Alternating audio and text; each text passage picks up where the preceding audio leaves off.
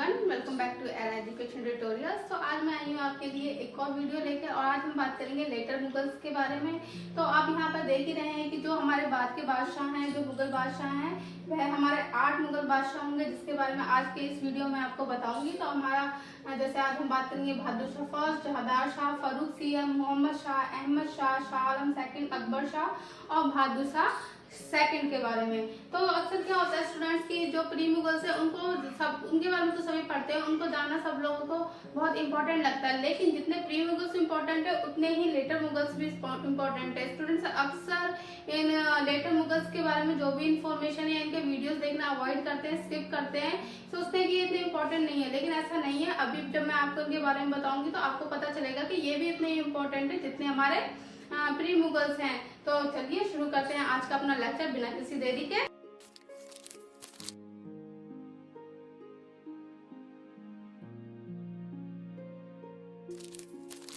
तो सबसे पहले हम बात करेंगे पहले लेटर मुगल बहादुर शाह फर्स्ट की, जिसका असली नाम क्या था? जिसका असली नाम था मुअज्जम। जिसका असली नाम था मुअज्जम। और एक इसका बेटा था, ये औरंगजेब का बेटा था। जब औरंगजेब मर जाता है तो ये औरंगजेब के 3 बेटे होते हैं, मुअज्जम, आजम और काम बख्श। तो ये अपने भाइयों से गद्दी के लिए युद्ध करता है, उत्तराधिकारी का युद्ध करता है, उसमें जीतता है और उसके बाद ये गद्दी पर बैठता है। और किस उपाधि के साथ? बहादुर शाह फर्स्ट के साथ। और इसका रूलिंग टाइम होता है 1707 से 1712 ईस्वी का। और यह इतिहास में शाह बेखबर, शाह बेखबर के नाम से प्रसिद्ध है।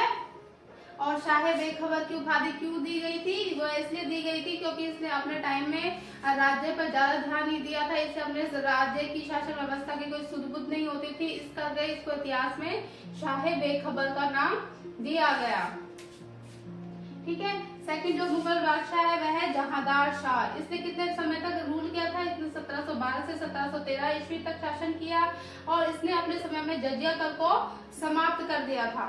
फारूक सीयर, इसका टोटल टाइम पीरियड है, रूलिंग टाइम पीरियड है 1713 से 1719 ईस्वी का। और यह है स्टूडेंट्स, ये जो लेटर मुगल्स में ये जो बादशाह है ये आप नोट कर लेना। इसका जो इम्पोर्टेंट पॉइंट अभी आने वाला है, तो इसको क्या हुआ था, ये जो मीर बख्श और अब्दुल्ला खान जो ये आप नाम देख रहे हैं, ये दोनों भाई थे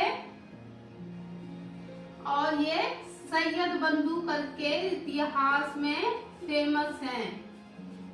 अगर आपको याद हो तो इसके ऊपर बहुत क्वेश्चन आता है कि वो कौन से 2 भाई सैयद बंधु थे जिन्होंने जिन्हें किंग मेकर की उपाधि दी गई है, जिन्हें किंग मेकर कहा जाता है। तो ये वही दोनों भाई हैं, मीर बख्श और अब्दुल्ला खान, जिन्होंने फारूक सीयर को गद्दी पर बैठाया था। इनकी वजह से ही जो फारूक सीयर था वह गद्दी पर बैठ पाया था। तो इन दोनों को क्या कहा जाता है इतिहास में? King maker. इसके ऊपर मोस्टली क्वेश्चन पूछा जाता है, बहुत बारी क्वेश्चन आता है कि किंग मेकर किन 2 भाइयों को कहा जाता है? तो सैयद बंधु। और नाम पूछा जाए तो नाम याद रखना है, मीर बख्शी और अब्दुल्ला खान। और कौन से शासक को बैठाया था इन्होंने? तो फारूक सीयर को। और इन सैयद बंधुओं की सहायता से ही फारूक सीयर गद्दी पर बैठा था। तो ये बहुत ही इंपॉर्टेंट बादशाह है, ये आपको याद रखना है। ठीक है स्टूडेंट्स। तो जो नेक्स्ट मुगल बादशाह है वह है मोहम्मद शाह। इनका जो टोटल टाइम पीरियड है, रूलिंग टाइम पीरियड है, वह 1719 से 1748 ईस्वी का होता है। तो इनका जो ये रूलिंग टाइम है स्टूडेंट्स याद रखना, अभी पता चलेगा भाई क्यों, तो अभी मैं आगे बताती हूँ क्यों। तो इनको इतिहास में है वो रंगीला नाम दिया गया है। और ऐसा नाम क्यों दिया गया है? इनके नाम रंगीला को देखकर ही आप आइडिया लगा सकते हो कि इन्हें इतिहास में ये नाम क्यों दिया गया होगा, क्योंकि हर टाइम अपने ऐशो आराम में मस्त रहते थे, जिस करके इनको इतिहास में रंगीला नाम दिया गया है। और यह भी एक इम्पोर्टेंट पॉइंट बन जाता है मोहम्मद शाह के बारे में। और इसके ऊपर भी अक्सर जब कॉम्पिटिटिव एग्जाम में क्वेश्चन पूछ लिया जाता है। तो नेक्स्ट बात करते हैं कि मोहम्मद शाह के जो रूलिंग टाइम था, जो उसका काल था, उसके समय में और क्या चीज हुई थी? तो उसके समय में और एक और इम्पोर्टेंट चीज हुई थी, वह हुई थी नादिर शाह की एंट्री। नादिर शाह याद आ रहा है? तो ये वही नादिर शाह है जिन्होंने 1739 ईस्वी में भारत पर आक्रमण किया था और जो कि हमारा जो मयूर सिंहासन था, मयूर तख्त था, जो कि शाहजहां ने बनवाया था, उसमें से कोहिनूर हीरा चुराकर भाग गया था।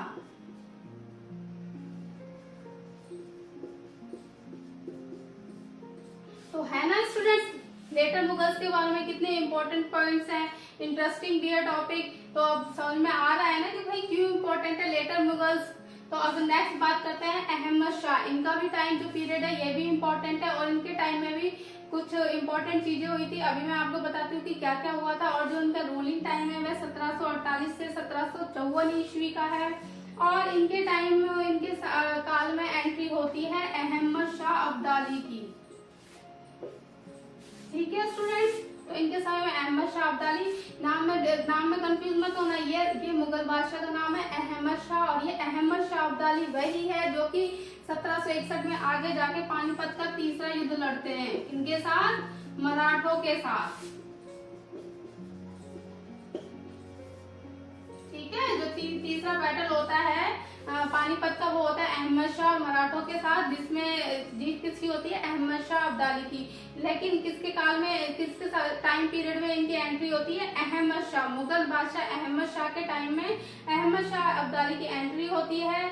और इसके शासन समय में जब अहमद शाह अब्दाली आता है तो वह दिल्ली की तरफ बढ़ता है, और जब दिल्ली की तरफ आगे बढ़ता है तो जो मुगल बादशाह है पंजाब व मुल्तान अहमद शाह अब्दाली के लिए छोड़कर भाग देते हैं। यानी कह लीजिए कि पंजाब व मुल्तान अहमद शाह अब्दाली के जब उनके क्षेत्र में बढ़ता है तो वह उनको छोड़ देते हैं या वह उनसे छीन लेता है।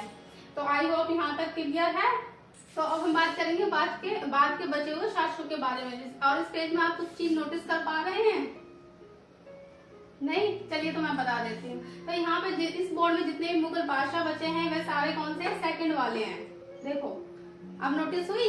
तो हाँ, तो इस वाले जो पोर्शन में हम बात करेंगे शाह आलम सेकंड, अकबर शाह सेकंड और बहादुर शाह सेकंड की। तो है ना कोई नोटिस करने वाली चीज और इंटरेस्टिंग भी। तो इससे पहले मैं आपको बता दूं कि जो आज का हमारा वीडियो ये है मेडिवल हिस्ट्री का लास्ट वीडियो। इसी के साथ ही हमारा मेडिवल हिस्ट्री कंप्लीट हो जाएगा। इससे पहले हमारा मॉडर्न हिस्ट्री भी कंप्लीट है। तो इस तरीके से हमारे जो हिस्ट्री के सिलेबस के 2 पोर्शन कंप्लीट है, और यूजीसी नेट का एग्जाम है वह भी पास में आ रहा है। अगर आप उसकी तैयारी कर रहे हैं तो मेडिवल और मॉडर्न हिस्ट्री की तैयारी और बेहतर कर सकते हैं एरावेयर वो पहले के सारे वीडियोस देखकर। और अगर आपके कांटेक्ट में कोई है तो अपने फ्रेंड्स को भी शेयर करें, जिससे कि वे अपनी तैयारी और बेहतर बना सकें। तो चलिए आगे बात करते हैं शाह आलम सेकंड की। इनका रूलिंग टाइम है 1759 से 1806 ईस्वी का, और यह सबसे लंबे समय तक शासन करने वाले मुगल बादशाह होते हैं बाद के मुगल बादशाह में। इनके समय में क्या इंपॉर्टेंट चीज हुई, तो इनके समय में जो ये इंपॉर्टेंट चीज हुई, इनके समय में हुआ था बैटल ऑफ बक्सर, जो कि 1764 ईस्वी में होता है। और यही जो ये बैटल ऑफ बक्सर है ये लड़ते हैं शाह आलम सेकंड, बंगाल का नवाब और अवध के नवाब। ये तीनों मिलकर ये क्या है, बैटल लड़ते हैं बक्सर का, और जिसमें हार होती है इन तीनों शासकों की, और इसमें जीत किसकी होती है, अंग्रेजों की।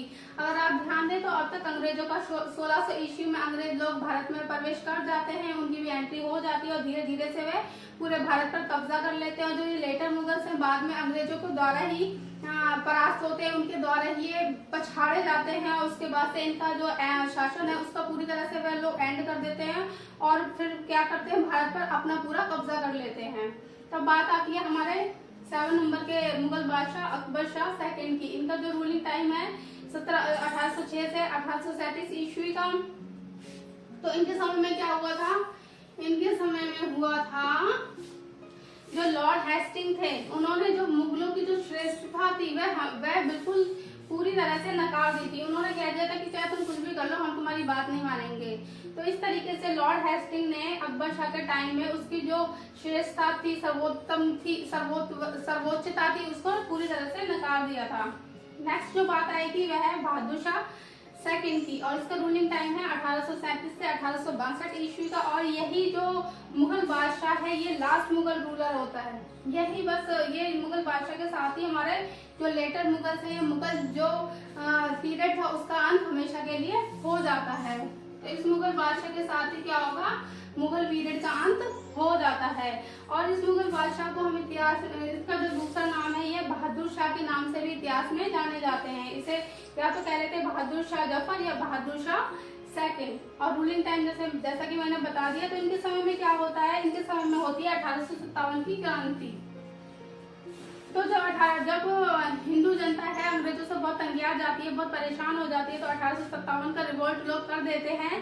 तो उसमें जब हिंदू जनता क्या होती है, बहादुर शाह सेकंड को एज ए राजा की तरह, एज ए सम्राट की तरह गद्दी पर बैठाती है। और उसके बाद क्या करते हैं, अंग्रेज जो है पूरी ताकत लगाकर इस रिवोल्ट को दबाव देते हैं और इनको बंदी बनाकर भेज दिया जाता है रंगून। बहादुर शाह सेकंड को रंगून भेज दिया जाता है, जहां पर 1862 ईस्वी में उनकी मृत्यु हो जाती है और मुगल वंश का सदा सदा के लिए अंत हो जाता है। आई होप आपको बच्चों ये लेक्चर अच्छा लगा हो और अभी आपको समझ में भी आ गया होगा कि लेटर मुगल्स के भी जो ये सारे पॉइंट्स मैंने बताए थे, हर एक मुगल बादशाह के टाइम में कुछ ना कुछ इंपॉर्टेंट चीज हुई थी। इस तरीके से जो लेटर मुगल्स है इसको बिल्कुल भी अवॉइड नहीं करना है, अच्छे से इसको भी पढ़ना है, क्योंकि इन लोगों के टाइम में भी काफी चीजें हुई थी।